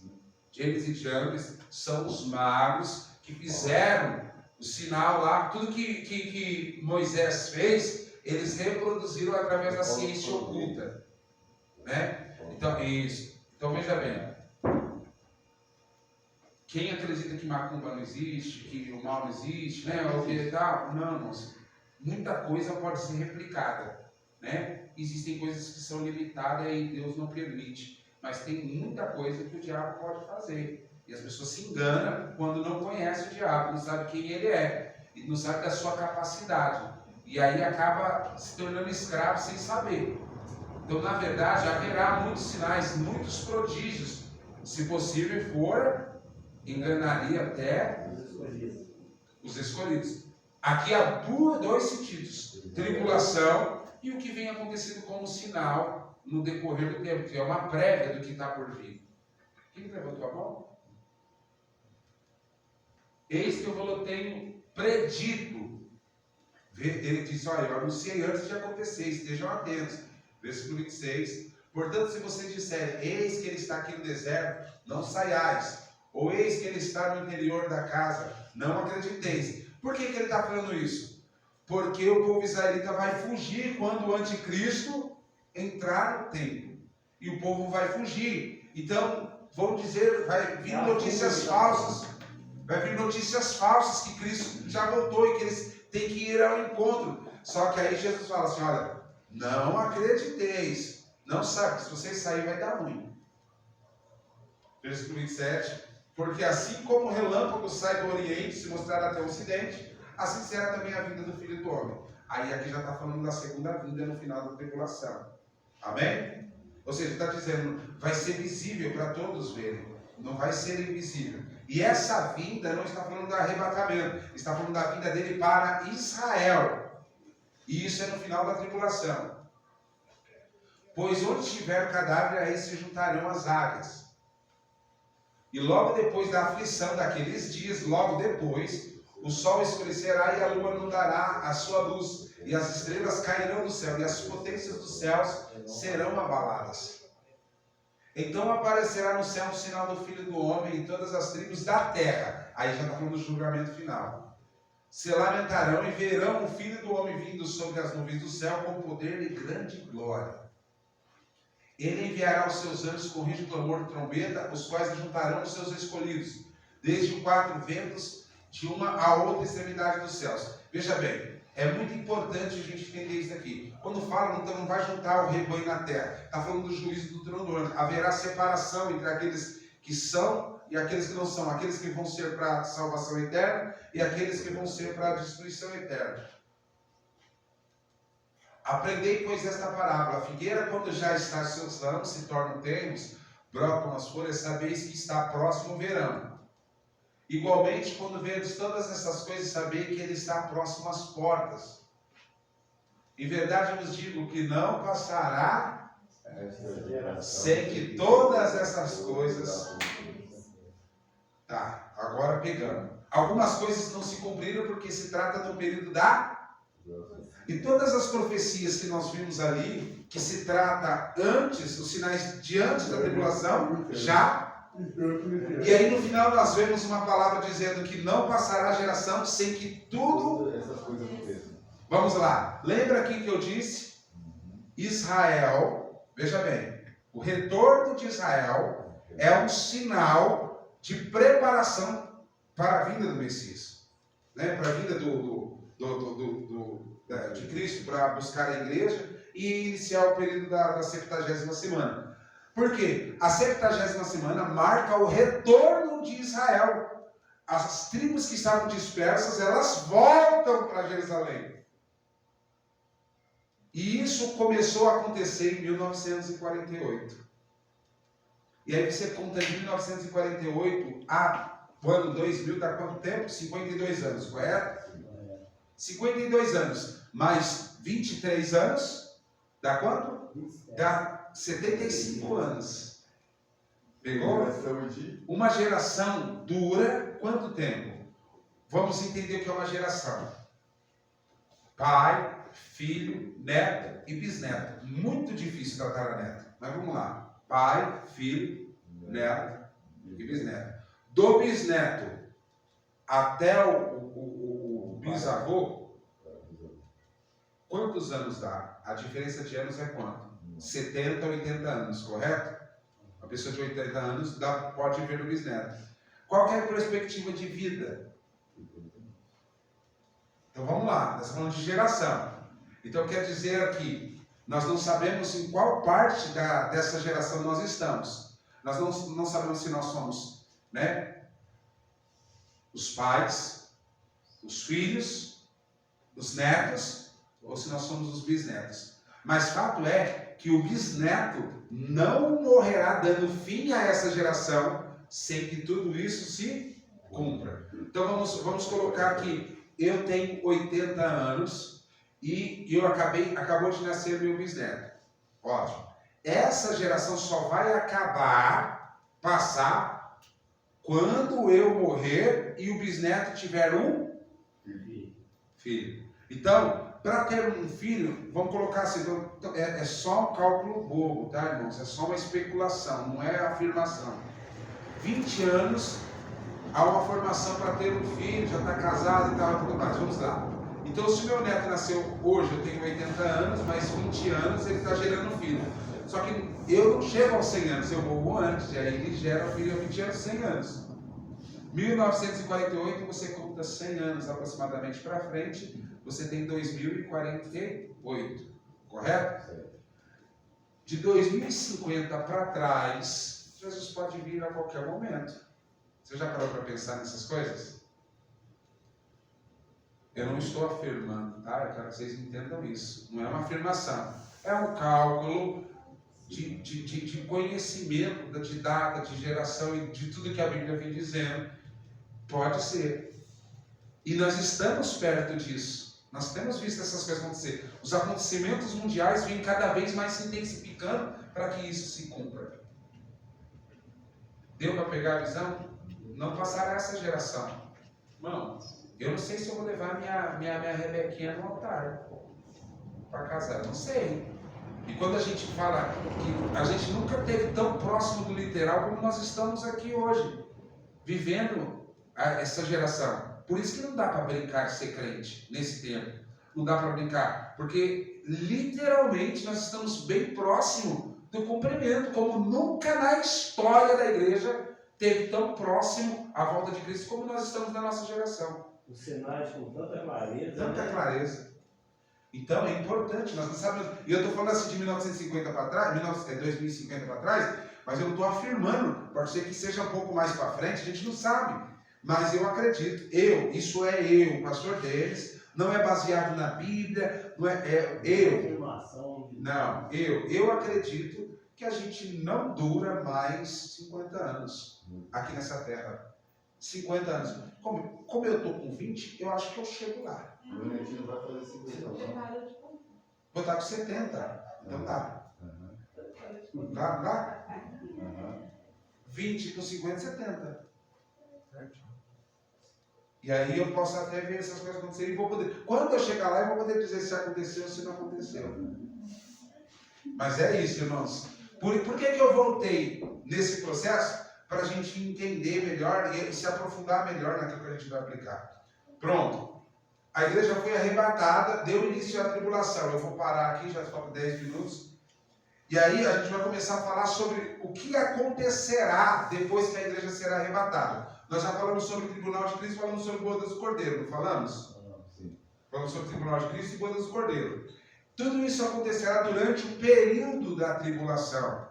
Agora nós vamos falar sobre os acontecimentos durante a tribulação. Falamos também sobre quanto tempo durará a tribulação, sobre a teoria dos 40 anos, mas também sobre o entendimento dos 7 anos, né?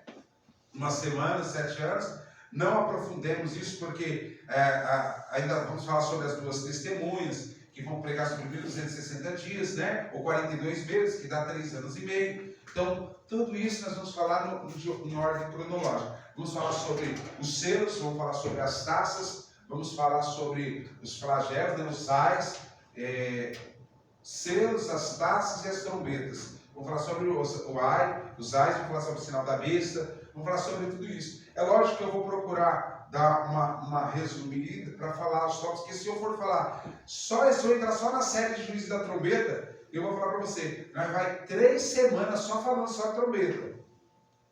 Então, só a trombeta. Então, se eu falar só o juízo a abertura dos 7 selos, vai ficar mais umas 3 semanas só falando. Então, para não esticar muito, eu vou ser um pouco mais prático, mas eu vou falar sobre todos os assuntos que o livro ele não fala sobre isso e eu gostaria de abordar para ficar mais completo, né? A gente poder ter melhor entendimento.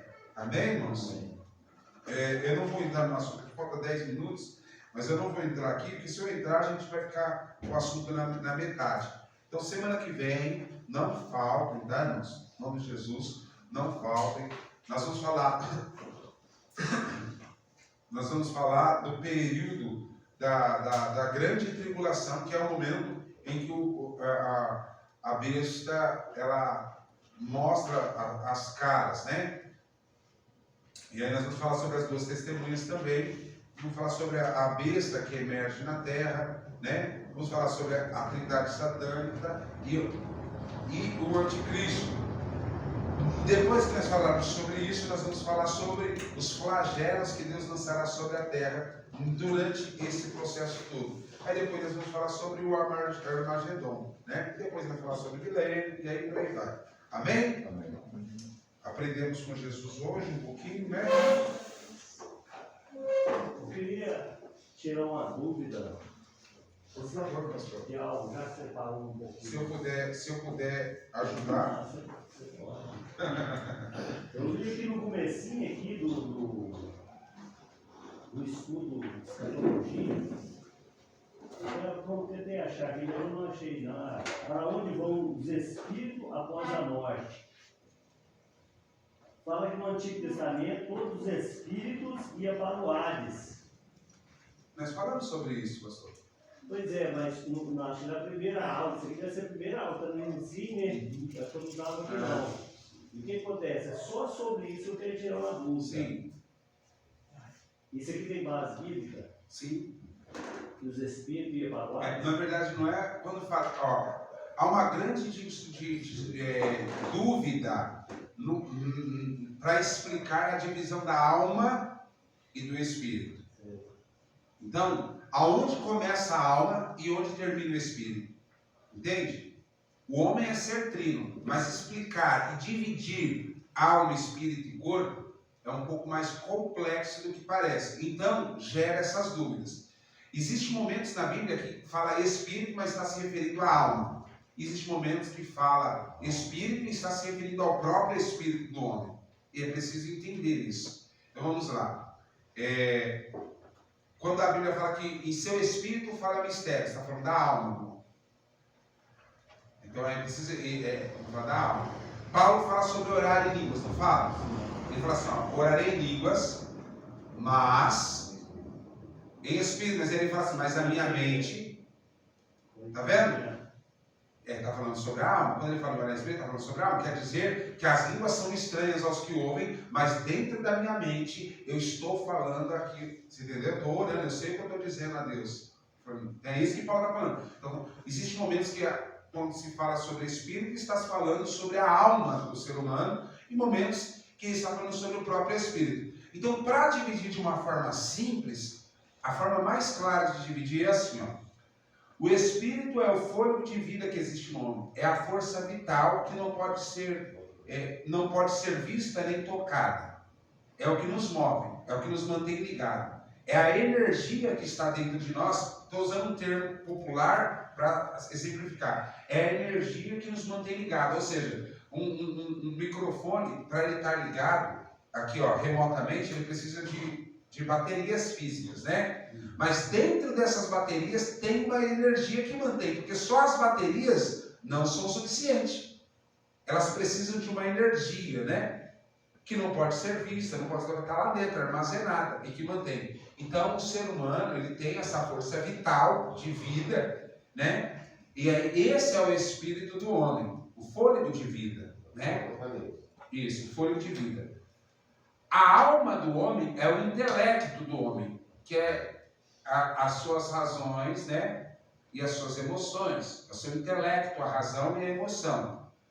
Se a gente pudesse dividir isso fisicamente, a gente diria que a alma é o cérebro do homem, né? O cérebro, não o coração. O cérebro, que é a sede de tudo, né? Tudo que nós somos. Em outras palavras, nós precisamos de uma energia, não é? Para poder viver, né? Esse é o espírito do homem. A Bíblia diz, não, a ciência diz, a medicina diz que para se constatar morte cerebral, não basta só ter insuficiência cardíaca, né? O coração, parada cardíaca. Tem que ser um conjunto de fatores. O coração tem que parar de bater e no cérebro não pode ter mais corrente, sinais de atividade, para ser detectado que uma pessoa verdadeiramente morreu. Então, é o cérebro e o coração. Às vezes o coração está funcionando, mas o cérebro... O coração está funcionando porque as máquinas estão ajudando, mas o cérebro já partiu. Então, o que apagou? É o espírito do homem, que deixou o homem. Lá no Velho Testamento, diz que o espírito volte a Deus e o deu, né? Por causa disso, eu estava perguntando, lá em Eclesiastes, capítulo 7, fala sobre isso. O pó volta para o pó e o espírito volta a Deus. Mas aí, o espírito volta a Deus, pastor, no sentido do fôlego de vida. Nesse sentido, é porque nós estamos divididos. Mas quando se refere a espírito como alma, porque veja bem, a Bíblia no livro de Gênesis fala que Deus soprou sobre ele o fôlego de vida e o homem tornou a alma vivente. Não fala do espírito. E aí depois vem o consentimento que o espírito volta a Deus e o corpo volta à terra. Não fala do consentimento da alma. Então você vê que há gatilhos que, se a gente não prestar atenção, a gente acaba se perdendo nessa divisão. Mas o homem sim é um ser trino. O espírito volta a Deus, o espírito fôlego de vida, o corpo volta para a terra que o deram, mas a alma é eternizada. E ela, antes do Velho Testamento, ela iria para o Hades. Então, todas as vezes que a Bíblia fala de espírito, o espírito vai para o Hades, né, está se referindo na tradução não ao espírito propriamente, mas à alma do homem. Então, é essa divisão que, se a gente não ter discernimento para dividir, acaba confundindo. E aí eu gostaria que até mesmo no estudo não falasse o espírito, mas falasse as almas. Falasse as almas. Mas aí eles colocam assim para não fugir da raiz do que está dizendo na Bíblia. E aí seria uma interpretação. Eles não podem colocar interpretação, eles colocam aquilo que está escrito. Então, quando está se vendo, não é propriamente o espírito em si, mas sim a alma. Aí vamos lá. Deus é vida, não é? Sim. E nosso espírito é o quê? Vida. Então quer dizer que a vida tem que se comunicar com a... Você sabia que o homem tinha controle total antes da queda? Existe já que o pastor Cleiton contou, ainda tem mais 2 minutos? Dentro do satanismo, existe um demônio na cultura americana chamado Moshua. Esse demônio chamado Moshua, na cultura americana, no satanismo, é ele que faz a conexão do homem exterior com o homem interior. O homem espiritual com o homem carnal. Veja bem, tudo que é no inferno é um espelho, um reflexo do que é no céu. Nós temos o Espírito Santo e também tem o espírito do diabo. Né? Em outras palavras, existe um espírito profano, não vou falar Espírito Santo, é um espírito profano, que imita as ações, é comum dentro da igreja, mas dentro do satanismo, ele vai muito mais além. Qual que é o propósito maior do Espírito Santo na vida do homem? Tá, mas qual é o processo mais não é só convencer. Quando ele já habita no homem, qual que é o propósito maior do que o Espírito Santo? Transformação. Não. Ligar o homem a Deus. Veja bem, quando o homem pecou, espiritualmente, o homem perdeu acesso ao seu espírito, controle. E o homem jamais pode ter o seu controle. Aí o Espírito Santo, é como se nós estivéssemos aqui, ó. Isso aqui, ó. Deus está aqui e nós estamos aqui. Nós tínhamos livre acesso para comunicar. Deus é Espírito. Nós tínhamos livre acesso, porque a vida dele está em nós, o Espírito. Ó, livre acesso. Só que aí o homem pecou. Houve a separação. Acabou. E aí o homem não tem mais acesso ao seu eu interior. Aí o Espírito Santo vem e habita dentro de você. Aí o Espírito Santo ele faz o quê? Um chama. Quando ele quer, ele nos liga. Não é nós. A gente não tem esse controle. Quem já foi arrebatado aqui alguma vez? Alguém já foi arrebatado? Já foi, pastora? A senhora nem esperava que ia acontecer. De repente a senhora está aqui. Aí o que aconteceu? Houve uma ligação direta, né? E de repente a senhora estava numa outra dimensão. A senhora estava num lugar que a senhora jamais imaginava que existia. E a senhora tem uma experiência inimaginável e a senhora não quer voltar. É isso aí. Você entendeu? Eu falo até arrepio, cara. Nossa, é forte demais. Então o que acontece? O homem não tem essa ligação. Mas no satanismo, nos graus de satanismo, isso aqui é só o extra, tá, irmãos? Isso aqui fica no seminário de batalha espiritual. Ó, no satanismo, esse demônio ele imita o Espírito Santo fazendo essa ligação para que o homem possa acessar esse poder interior dele. O homem usa 3, 4% da sua capacidade do cérebro, né? Existe uma área do cérebro que o homem não consegue acessar. Se ele conseguir uma porcentagem mínima que seja mais, ele já é um Einstein, não é isso? Então vamos lá. O diabo, ele faz com que, esse demônio faz com que o homem acesse essas áreas inacessíveis. Isso é possível? Sim, isso é possível. Existe aí, ó, meditação, hipnose e essas coisas tal, de controle. Tudo isso é ocultismo, ligado a isso. É lógico que isso é bem superficial, e o que eu estou dizendo é muito mais profundo. É possível acessar o mundo espiritual em outra dimensão através de uma entidade. Você é sabichão. Não sou não, Você é inteligente. não sou Você é não, bem inteligente. sou não. Aí o que acontece? Isso é possível. E eles fazem isso. Deixa eu te falar, sabe como que um pai de santo, um bruxo, pode estar em 2 lugares ao mesmo tempo? Porque ele tem acesso ao eu interior dele. Então a entidade tem contato direto com ele, ela pode, na velocidade da luz, estar em qualquer lugar e contar para ele o que está acontecendo em cada lugar, e ser os olhos dele. E aí ele fala assim, ó, eu estava lá, eu vi isso lá, e na verdade são as entidades. E o negócio é forte, irmão. Se falar sobre isso aí, o negócio é pesado. Então, é mais ou menos isso. Como a gente falou sobre espírito, né? Sobre o espírito, sobre para onde vai, acabei entrando nessa área. Mas vai chegar a hora que eu vou dar batalha espiritual, vou falar sobre batalha espiritual, não nesse curso. Quando acabar o curso teológico, eu vou voltar a dar os seminários. E aí, os seminários é bom, que o seminário é um dia só, e nós falamos só sobre aquele assunto, e são 5 horas de seminário. Né? O último seminário que nós demos aqui, em defesa do Evangelho contra seitas e heresias, 5 horas. Começou 6 horas da tarde, terminou 11 horas da noite. Mas foi benção pura, foi muito bom. Né? Foi muito bom. Teve lanche, teve o Guedes Guedes, né? Teve uma pausa aí de 20 minutos. Para ter um Guedes Guedes, mas foi mesmo. E todo mundo saiu com certificado bonitinho, foi bacana pra caramba. Né, vai voltar, tem seminário de batalha espiritual, defesa do evangelho contra a heresia, angelologia, demonologia. Então, quando acabar, em nome de Jesus, né, vai entrar nessa área aí, e aí você vai ver tanta coisa que a gente passa despercebida aos nossos olhos, e está tão na cara, e aí a gente fala assim, nossa, eu sempre vi isso, mas nunca vi. Eu sempre passei por isso e nunca vi, né? Igual as mensagens subliminares que acontecem. Vamos orar? Senão a gente vai continuar falando de Jesus aqui e falando dessas coisas e vamos acabar indo longe.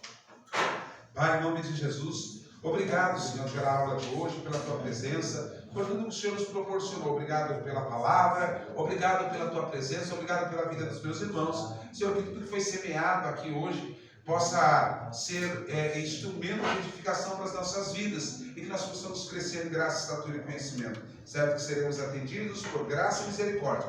E encerramos nessa noite por aqui, agradecendo ao Senhor, porque o Senhor é digno de toda honra, glória e adoração. Em nome de Jesus, leve os teus servos em segurança ao retorno para os seus lares e continue abençoando a nossa semana, como sempre o Senhor já tem feito. Em nome de Jesus nós agradecemos. Amém. E graças a Deus. Amém, irmãos? Irmãos, Deus abençoe os irmãos. Não lembre-se, não esqueçam dos exercícios, tá? Vocês estão deixando quem não tem o exercício não tem problema nenhum. Mas está chegando no final, aqui. Talvez 4 aulas, talvez mais 3 aulas, 4 horas, nós já tem a prova. Amém? Deus abençoe os irmãos em nome de Jesus.